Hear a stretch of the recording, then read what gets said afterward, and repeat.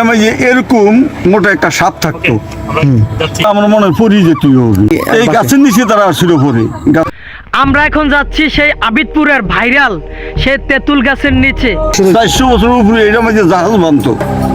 কাটতে আসলে একবার চেয়ারম্যান আসছিল, জুনামলি চেয়ারম্যান, ওনার কোয়াত লাগানোর সাথে সাথে গাছের স্ট্রাকচারটা দেখুন, খুবই ভয়ানক দেখতে লাগছে। এখান থেকে সাপটা ওইখানে যাইত, এটা সবাই বলছে যে না।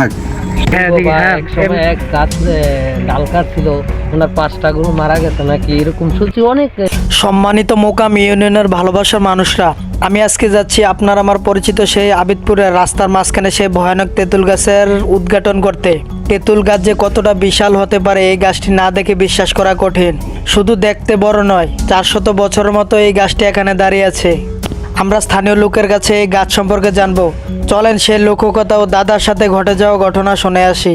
সবগুলা এসেছে এই গাছটাকে পরিদর্শন করার জন্য। এইটা যখন এই কাটতে লাগছিল তখন ওই করাত লাগানোর সাথে সাথে আগুন জ্বলতো। আমার দাদার বাপে বললে গেছে যে এইটা এরকমই ছিল, হেমিও দেখে গেছে এরকমই। তো আমার দাদু হওয়ার পরে আমার বাবার কাছে বললে গেছে আমরা হওয়ার পরে এটা এরকমই দেখছি। আমার বাবু মানে 100 বছর তো পাচ্ছে, আমার বাবু বললে গেছে যে এরকমই আমরা দেখছি।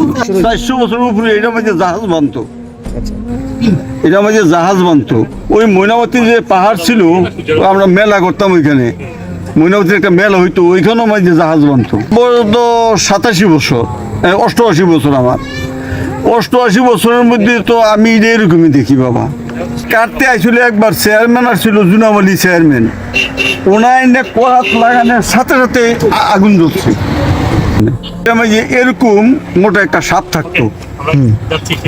এই সাপটা ওই যে ওই গাছটা আছে না, ওই যে গাছটার থেকে ওইখানে একটা এইখানে উঁচু জায়গা ছিল, ওইটা আমরা উঁচু জায়গা বলতাম আর কি।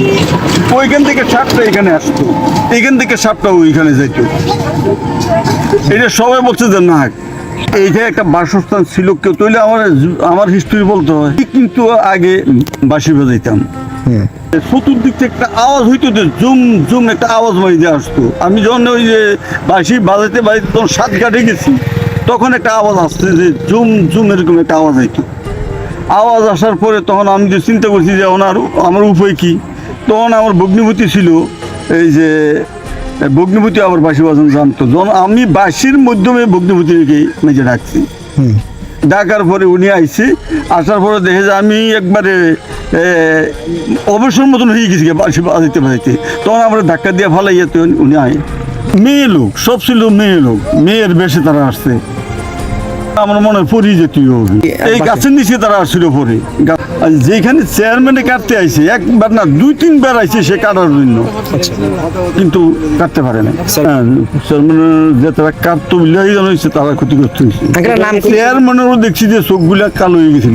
যে গাছ সম্পর্কে কি জানে আপনি, এই গাছ সম্পর্কে কি জানেন? আসসালামু আলাইকুম গাইস। এই গাছ অনেক বছর আগের গাছ। এই গাছ সম্পর্কে যা জানি আমাদের দাদা বলছে, যারা দাদা আছে আপনি এই গাছের কাছে দাঁড়ায় বলেন। হ্যাঁ, এখানে বলতো যে জিন আছে এখানে, দাঁড়ান এখানে দাঁড়ান।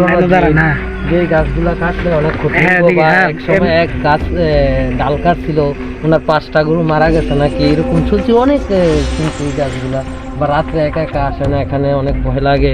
হ্যাঁ, অনেক সমস্যা হয়। তো এই গাছ এই জন্য রাস্তার মাঝখানে রয়েছে, এই গাছ কাটা হয় না।